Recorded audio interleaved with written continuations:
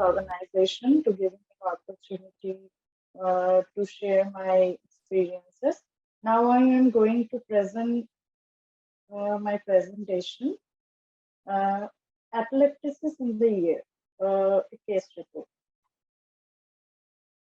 So, what is atelectasis?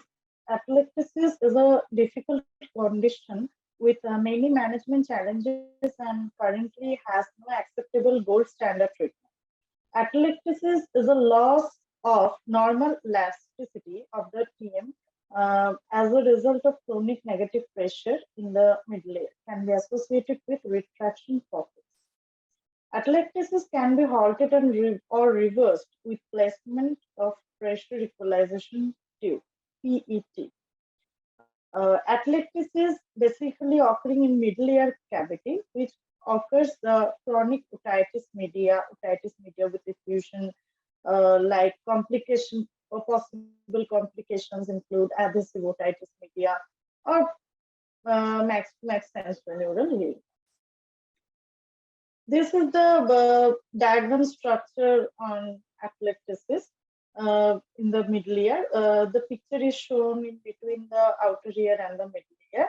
The movement of the ear bones, like the malleus and stapes, movement of the ear bone, and this second picture, number B, is shown the otitis media with effusion, like middle ear disorder, pathological disorder. Here is the another anatomical structure of the middle ear atelectasis. This is the stage 1 retraction, stage 2, which is severe retraction. Stage 3 is we call atelectasis. My case study is one of this, that is stage 3 atelectasis. Here is the case study. A 34-year female came to me and having a complaint that discomfort and hearing the right ear and having hearing loss in the right ear since last 2 years and having some hypothyroidism and but no history of tinnitus and vertigo, but a slight ear discharge and otalgia, blocking and heaviness sensation is found in right ear. Here is the audiometry report. There is the pure tone audiometry. Here in this test, we can calculate about the degree of hearing loss and middle ear related hearing loss or inner ear or cochlear related hearing loss. We can calculate, or we can measure like. We can get a symptomatic diagnosis like ANSD, auditory neuropathy spectrum disorder. In this audiometry, we have found that 45 means in moderate degree of hearing loss, and left ear is normal. We 0 to 25 dBHL we can consider as normal hearing loss. We in between this, 18.33 is the within the range of 0 to 25 dBHL, which we can say as a normal hearing. But in the right ear, we see that 45 means moderate degree of hearing loss, but bone conduction means cochlear and mastoid calculation seems to be normal. So BC means bone conduction. In audiology, we say BC means bone conduction. So in bone conduction, we see the normal, but in air conduction, we see abnormality like moderate degree. So that's why we said in diagnosis, moderate conductive hearing loss. Here is the tympanometry and acoustic reflex threshold study. In tympanometry, we see that A-type tympanogram. A-type tympanogram range is 0.3 to 1.75 to 0.8 to compliance. The normal range is 0.3 to 1.75, 0.82 within the normal range, and also 1.71 also normal range. But in 1.75, we have seen that the graph is in nearly zero DAPA, which means normal, no middle ear pathology. But in case of right ear, though it is a A-type tympanogram, but we see the tympanometric gradient 163 means above 100 DEPA, which shows the secretory changes in the middle ear pathology. So, but in this tympanometry, positive tympanometric in this study, we have written that plus 100 DAPA reveals the secretory changes issues occurring in the middle ear. Now we come to the video otoscopic study. Left ear intact, though it is the haziest photograph also, but we can see clearly that right ear tympanic membrane, which see the proper atelectasis, which is which I have shown you before the case study. Okay. Now come to the medication. Often the medical management with nasal steroids and decongestant is all that is needed. If recurrent infection have weakened the tympanic membrane progressively, or the middle ear environment is so severe that medical management does not correct the problem, the surgical correction is often necessary. Means we can use the medications for the treatment in case of atelectasis. No, surgical management is not so much necessary, but in case of surgical management, we can do that. The surgical management of the atelectasis ear is controversial because the natural course towards the cholesteatoma development cannot be predicted. In this atelectasis ear, cholesteatoma development can be occurred, but we cannot properly predict that cholesteatoma is gone or not. Okay. In the hearing acuity remains normal until later in the disease course. Consequently, surgery is often delayed until there is clear indication such as the hearing loss or frank cholesteatoma development.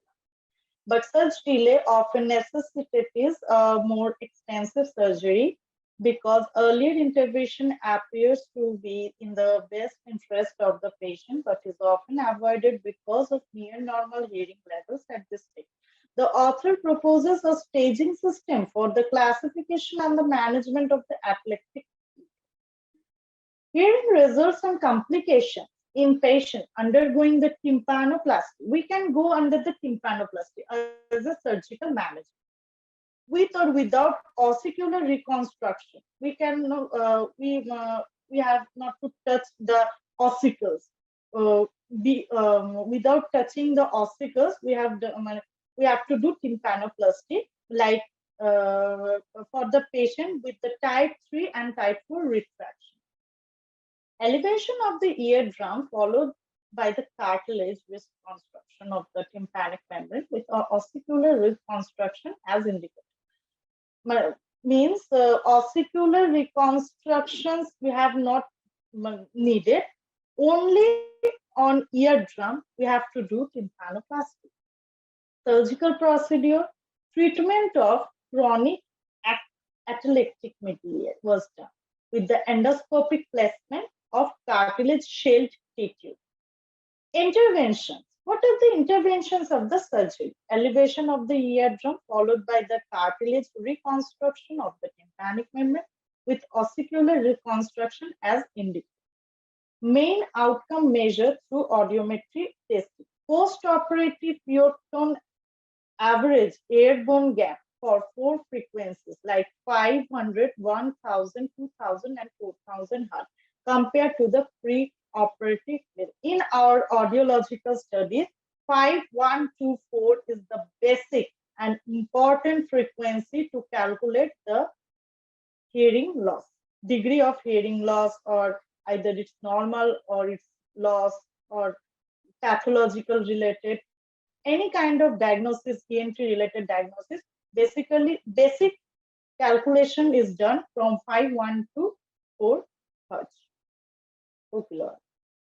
The primary aim of the management is establishment of the safe dry ear in which the hearing can be maintained or restored to the normal level. Management or retraction pockets and severe tympanic atelectasis is still controversy in the literature.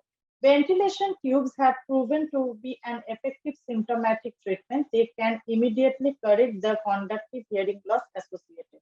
Ventilation tubes have also been proven to be ineffective in preventing the development of severe atelectasis or attic retraction. The use of cartilage is mainly recommended to reinforce tympanic membrane, and that cartilage should be preferred to fascia and or perichondrium in order to lower the risk of retraction recurrence.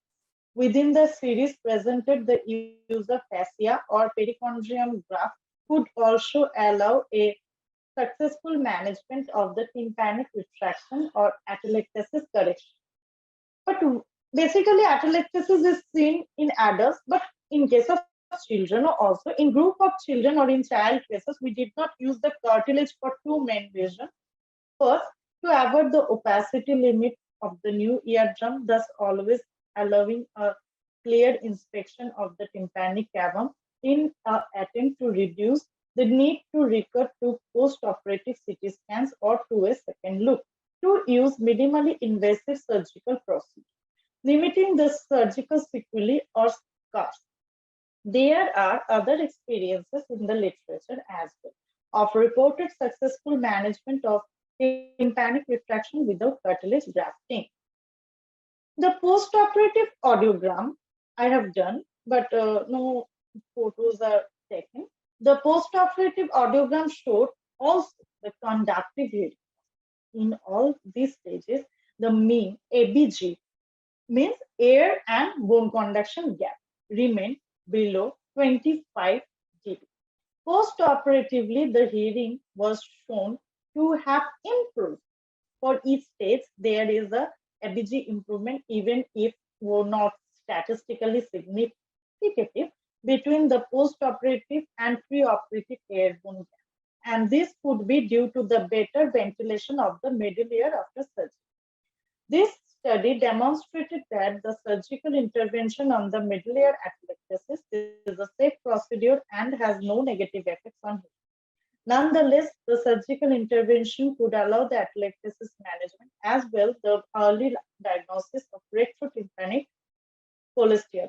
It is a early starting of the cholesteatoma, tumor in the middle ear, which means. Now come to the conclusion. This staging system offers an effective treatment algorithm for pars tensor retraction and the management of type 3 and type 4 retraction via cartilage tympanoplasty with or without ossicular reconstruction, and is a proven treatment model. So we can conclude that this is a cartilage tympanoplasty, not an ossicular related tympanoplasty. Basically, I have seen so many tympanoplasty which is done on ossicular, including with ossicular reconstruction also, but it's not needed. It's sometimes harmful for very much severely loss of hearing also. It can be seen too. This is my references. Thank you for the list.